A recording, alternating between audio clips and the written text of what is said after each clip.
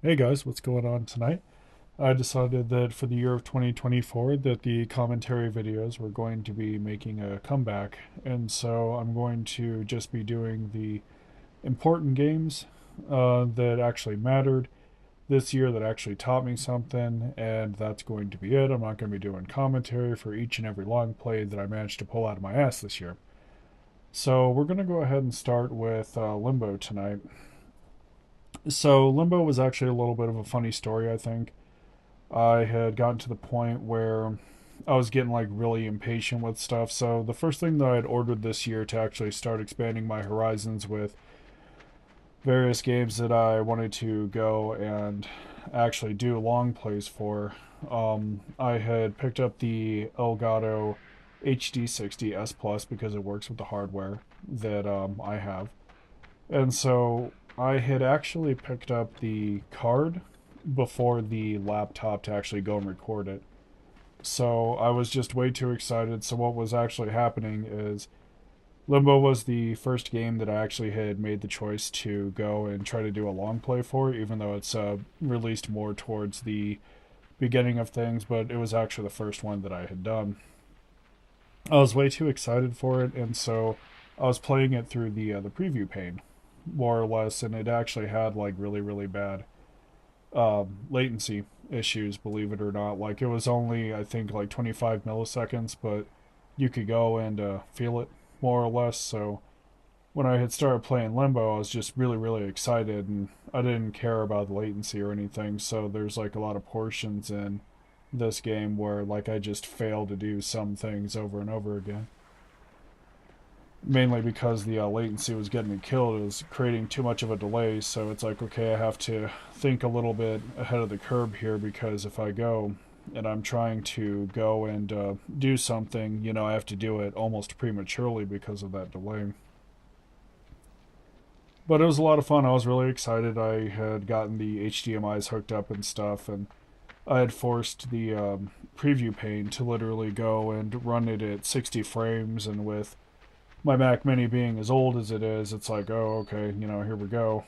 It's time to let that fan holler. So I was going and doing this entire run, and I didn't even care like if I was good or bad at it. I was just so damn excited to be going and doing this that I had just kind of sat down, and I didn't really, care too much about care too much about whether or not I was doing it good or doing it bad. I was actually just really happy to share this game with everybody.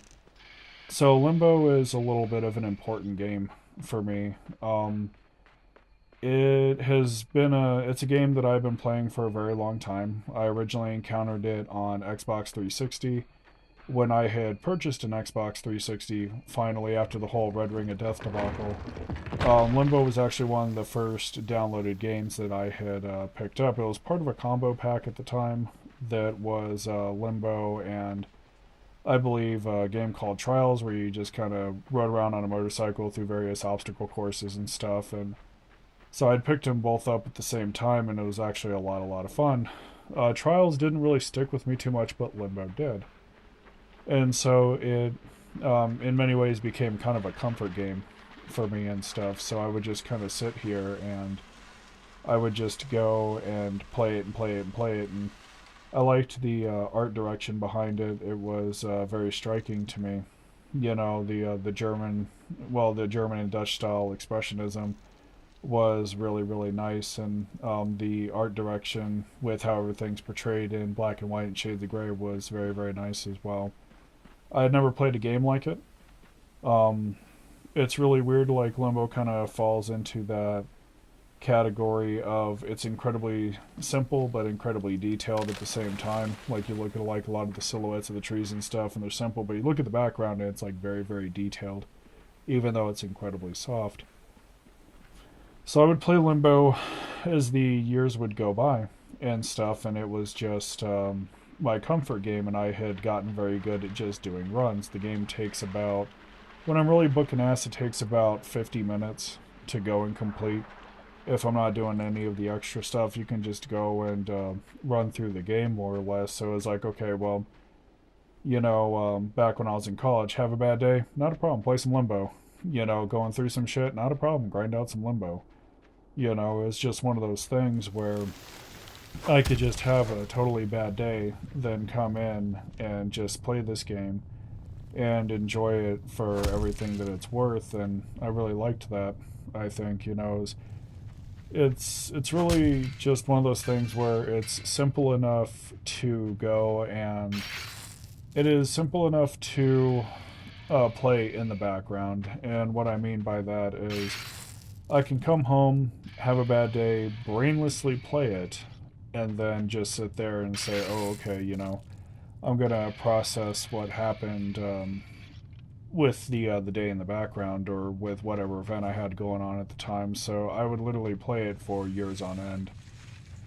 It was very quick, very simple, easily accessible. Like I was kind of always in the mood to play a little bit of Limbo, and I've had it across a multitude of platforms. I had it on 360, then PC, and then when they re-released it on Xbox One, I went ahead and picked it up on that platform.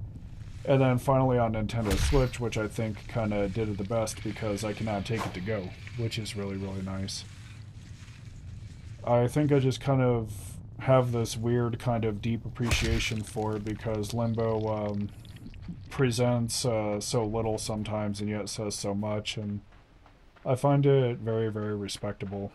We don't really get games like this where they're basically interactive pieces of art, and I really like that about a lot of Playdead's games. I think Inside was another one that they had released where I had just enjoyed it very much so, and so I have a very high fondness for the game and stuff, and I like how the characters are presented. I kind of like how the world is presented as well. Like with the world in general, you kind of start off in the middle of nowhere, and it just changes so much over the course of the hour that you go and you play it. But I was really excited, I think, to go and share it with everybody. Like when the card had come in, like much to my foolishness, I didn't take any time to go and calibrate it. Like I didn't sit there and say, oh, we should calibrate the card first to make sure everything looks right. I was back then, at least when I first started, I was very ignorant. I thought you just kind of plugged the card in, clicked record, and you're off to the races, more or less. So Limbo, in many ways, was filmed in a very raw fashion. Just like next to no calibrations, no tweaking, no tuning, just plugging in and go. Um, and I kind of like, part of me regrets it, part of me doesn't. On one end, I kind of regret it a little bit because there are some spaces that are supposed to be like a dark inky black, but instead they just kind of come off as kind of like almost a kind of like a charcoal, where there's like a little bit of gray, and then like it's light enough to be noticeable, but it's not super light enough to where you're like, oh hey, that needs correction. And so I think I could have gone back and actually fixed it. And there was a good point in time where, when I had finished calibrating the card, where I had debated that whether or not I should actually go back and refilm all the games that I had filmed, because there was like a lot of correction that had taken place when I was doing these recordings, and then realizing that things were not as they should have been. The long play for Gungrave Gore was a lot like that, because it was way brighter than what it should have been. And then I was going back and comparing it to other people's recordings because it was just way too bright, and then I found out it was the brightness setting in game that was causing that, so I had to kind of crank everything down. But I enjoyed the raw experience that Limbo had offered me, more or less. I sat down and I recorded it, and it was kind of, I think Limbo is a lot like Resident Evil and Silent Hill for me. Like whenever I go back and revisit these games, it's a lot like putting on a old comfy pair of pants that's already worn in and stuff. And I understand that it's not a new experience, but sometimes you don't always want something that is new. A lot of the time you just want something that is familiar, that you can just sit down and enjoy, and you understand that it's not going to go and offer any new surprises for you or anything. But at the same time, you're just kind of like, hey, I just kind of want something that's nice and, something that I'm familiar with. And I think in many ways, Limbo had delivered that for me, and it has done so for so many years, and it continues to do so. It's a game that I go back to quite often. But there was like a lot of things I think that were kind of challenging with Limbo. Limbo actually has a grain filter. What is it? In the background a lot of the time, and what it does is it kind of softens the image, but I find that it was kind of challenging to process the video a fair bit because YouTube does not like any sort of noise filter whatsoever. The way that the compression handles it and stuff is really just kind of wonky, and it leaves a lot to be desired. So there was this kind of fear, I think, when I was going and realizing this with Limbo, because part of me was like, oh, okay, well, we want to go and do this and that, and, we want to sit there and just film it and stuff, but at the same time, it's like we don't want to film it in a bad fashion, like we want to do it right, which I think was kind of an afterthought when I had gotten the card, mainly due to self-ordained ignorance, you know with me believing that you just kind of plugged them in and went without any sort of calibration. I just kind of ran with it, and looking back at it now, I think I kind of regret it a fair bit. But playing the game, it was still a complete and utter blast. I love the soundtrack. I like the lack of soundtrack in some areas as well. I think Limbo's greatest asset, aside from the art direction, of course, is how they know when to pull music, like they know when to leave emotion in the air for the player to enjoy, but at the same time, they also know when to greet the player with the deafening silence that Limbo can deliver sometimes. And I had always kind of appreciated that, I think, looking back at it now, because it takes, I think, a fair bit of control to realize when to give sound and when to have no sound at all. And I think Limbo kind of pulls that off very beautifully. I think another thing that I really liked about Limbo is it's a little bit of a tragedy if you think about it. Like this kid literally goes and he's looking for his sister. It's never really well explained or anything like that, but as you go through the game, you literally have to destroy various things to literally go and keep progressing. You know, and so it was very interesting how things had kind of panned out, because a lot of the time when I was a kid, I wouldn't really notice it. Like I would go and like play this and stuff and not really think too much about it. But I think now that I'm older, looking back at it now, you kind of realize that there's a certain level of innate cruelty in the game, mainly on the boy's behalf, with how he actually goes about his journey and stuff, and the people and animals that he's like willing to kill just to go and get to the end of things. And I really just kind of liked that. And I think that now that I'm older, like with me kind of creeping up on my 40s and stuff, I think that I'm old enough to kind of go back and look at it and say, oh, hey, like kind of go and stare at it with a critical eye and say, hey, this is kind of interesting, and analyze it a little bit more. But it was a rather large challenge and stuff, like with the software aspect of things. I think that I had the deck kind of stacked against me with me rolling a very old computer. A lot of the modern streaming software wasn't compatible with it because they have a tendency to only support the last three instances of Mac OS.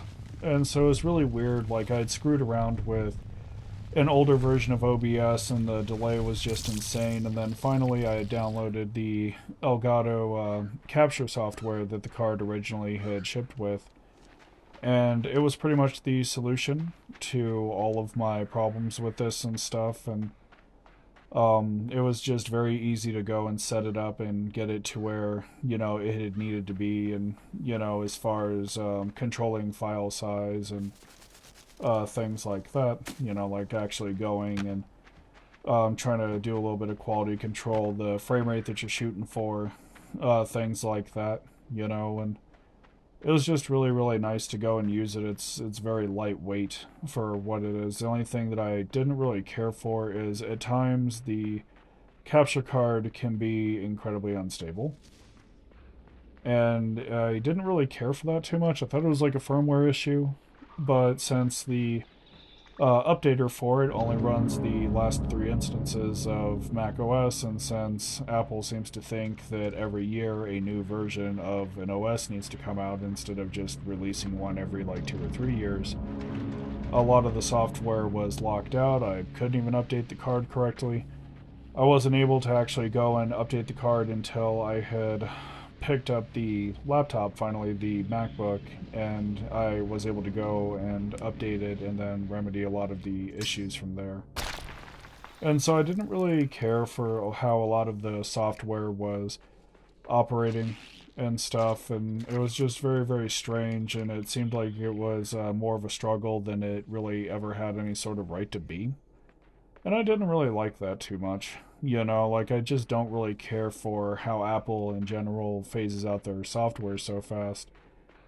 So I was literally for a long time running around in the dark with the capture software, like an old version of it, and no updates on the card whatsoever, and going back and trying to see if it was doing good or doing bad. And then I also had additional issues where the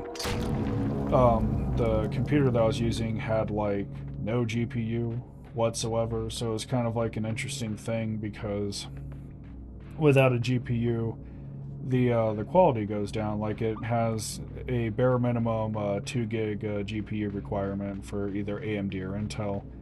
And I was shocked that the card was even able to work because the Mac Mini that I had it hooked up to at the time was rocking Intel Iris graphics, and it was only like a gig and a half. So a lot of the recordings and stuff, they do drop the occasional frame here and there. Then it also severely limited me to only 720p. When I would have to go and try to do 1080p, it would just drop frames left and right. It wouldn't be able to handle it. And then the USBs were old. I mean, I think when I had started this next stage of a blind gamer Longplays, I became really aware of the limitations of my desktop unit. It was really starting to show its age and stuff, and it's really strange because on one end it can still render 4K videos.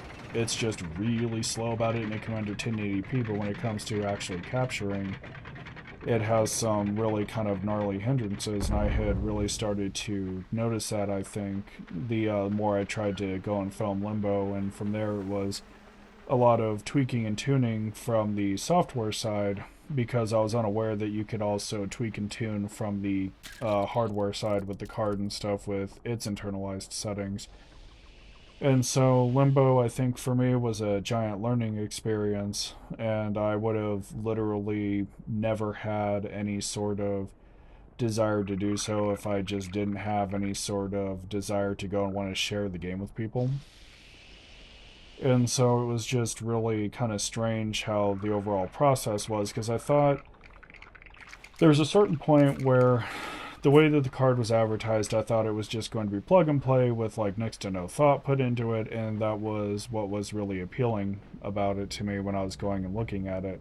I had done a little bit of research and stuff, and you know, the S Plus line is considered antiquated by today's standards and stuff, but I wanted one that was surefire to work with the Macintosh more or less, and the S Plus had the highest rating. Even the newer cards are very finicky with how they go and handle things sometimes, and so it was just everything was just kind of boots on the ground and being done in a very raw fashion. But I'm glad that I actually did it. You know, like I'm glad that I kind of stuck with it and stuff, because with the card being very glitchy and buggy at times, it leads to like a lot of points of frustration, I think. And so there was points where I was like, okay, I'm just not really meant to use capture gear. I'll either just continue doing nothing but retro games, or you know, I'll try to do like maybe modern games off of like more modern games off of harder emulation, and then I realized that just wasn't really going to keep happening forever, and so it just kind of kept creeping on, and eventually I'd kind of hit the wall, so to speak, and I was like, okay, if I'm going to be going and doing this, that's fine. It's perfectly okay to go and do this, but I'm going to have to learn how it works. I'm going to have to learn how to operate it properly, and so my first phase of going and learning how to use this card was just basic settings. So it's like, okay, well, I normally present my content in 720p, and I can't even do 1080p because my hardware will lag behind. That's fine. And so I went ahead, opted for 720p, and then there was quality settings, and the thing I liked about the quality settings is I was able to very closely mimic what I was going and capturing using QuickTime back when I was doing PlayStation games. And so I would slowly but surely crank up the quality settings until I had a very, very close approximation to what I was getting with QuickTime and stuff when I was doing those recordings coupled up with the Soundflower widget. So it was a hell of a learning experience, I think. It was a lot of tweaking and tuning from the app side, and I was like, okay, well, this is working really well, but this portion right here is not really working that well. How do I go about and fix this? And I would go test things, it wouldn't work. I would literally go, shut it down, open it back up, rinse, dry, repeat, and then the card itself is so old that it has like the occasional brain aneurysm, so to speak. And so it was becoming a thing of learning how to work around the hardware, then learning how to operate software, and then realizing the limitations for it, essentially. And it was just kind of like a hell of a thing. And it's like, okay, well, this ain't going to do 4K, obviously, because it's not built for it. It's not going to be able to do 1080p because, my system's really slow. That's fine. Let's go ahead and, pardon me, let's go ahead and lock it down to 720p. And then progressively turn the quality up with the bitrate settings and stuff and get it to where it needs to be. And how many megabits a second do I really want to try to draw with this thing to try to deliver the best experience. And then excuse me, and then I had gotten to a point where it's like, do I want to do 30 so it's less stress on the system? And then I just kind of said to myself, no, you always go and film in 60, just go and film in 60. And so I eventually had said, okay, this is what we're doing, and I had tweaked it and tuned it for a while, and Limbo was kind of the game that taught me how to use most of the software, essentially. And then the only thing I didn't really care for with the recording process is it records just so much stuff in the background, and then the software is unstable on top of it. And so it's just like really kind of a headache, because when I started doing this, I just wanted to go and create an MP4 of the file, right? So I was like, okay, we're going to go ahead and just create an MP4 of the file, and that's going to be it. But in reality, when you go and start doing it, it creates like a thumbnail for you, it creates like an entire audio track for you in case you just want the audio as an isolated file, and then you have the MP4 and like a bunch of other things.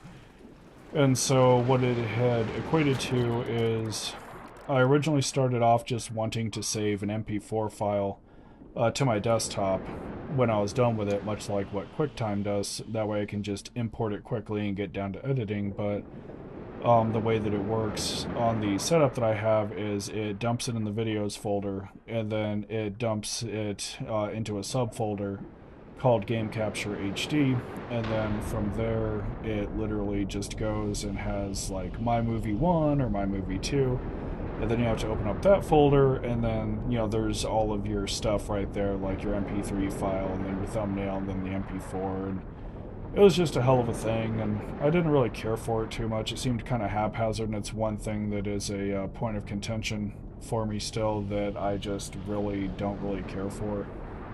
I had gone through the settings a fair bit, trying to see if I could just go and make an MP4 and then save it to the desktop. It didn't really offer anything like that, so it was a clear-cut case of, this is literally what I'm going to have to work with, and it's like, it's okay if I don't like it, but at the same time, I just wish it was a little bit better, because now I spend more time file surfing than anything else. So, and then the setup for it is very, very strange as well. So the way that the card works is it feeds the video feed directly to my computer via, USB A to C. And it's like, okay, that's fine. And then on the card itself, it also functions as a pass-through. And the idea behind this is like, okay, you can pass it through straight to your TV and it won't have really any latency. So you can still have that snappiness. And with my TV having ultra low latency as well, I was like, okay, that's fine. But the thing that was really kind of bothering me is typically with pass-through, most of the pass-throughs I use are not powered with any of my cables, and they still work. But with the HD60S Plus, the pass-through is quite literally powered. So if you don't have the USB portion of it plugged into anything that's actually turned on, it will not pass through anything. So that has been kind of a pain in my ass as well, because it's a lot of unplugging and replugging, because I don't have just a stationary USB port to just go and keep it plugged into all the time. I originally thought that I would just plug it into the USB on the side of my TV, but it doesn't really give it enough power to just give it the ability to just be a pass-through. And then with the computer, it's like I could just plug it into the 3.0 ports on the computer, but I would have to leave the computer on all the time. Didn't really want to do that, it was just really weird how I had to go about finagling it. So eventually what wound up happening is I was like, I'm just going to have to get comfortable with unplugging and replugging. And it was just kind of a hell of a thing, I think. So what I would do is I'd be like, okay, we're going to go ahead and plug it into this console today, and then just, hook it up to the computer, and it's a lot of cable management, I think. And I always just kind of hated that. It's an amazing card. It does amazing things, but I just don't really like how it's set up too much. I mean, it is truly plug and play. It's very easy to set up, but I just kind of hate having to go and find a static source of power for it to draw off just to be able to play games on it and stuff when I'm not recording. And so it was just something that I had just learned that I was like, okay, I'm going to have to get comfortable with it, or I simply will not be able to use this at all. And so as time went on, I became more and more comfy with it. And I kind of have like a little bit of a setup going on, and I'm pretty content with it. I can't really complain, I don't think. There's not really a lot, if anything, to complain about. But yeah, this was the first captured video that I had done a complete run of in just a raw fashion, and then it was later on followed up with the Getsufumidens, which I credited as being my first captures as well. But the reality of it is they were my first captures with tweaked settings, whereas Limbo was just kind of done in a completely raw fashion. So, but I would go back and do it again. It was a lot of fun, and I really enjoyed it and stuff, and I'm glad that I actually decided that I was like, okay, we're going to invest in hardware, it's fine, let's go ahead and do this. So, but yeah, this has been the commentary for Limbo and stuff. We got more commentary videos coming down the pipeline. So, thank you guys for coming out, I greatly appreciate it. Hope you enjoyed this, and I'll go ahead and see you guys next time.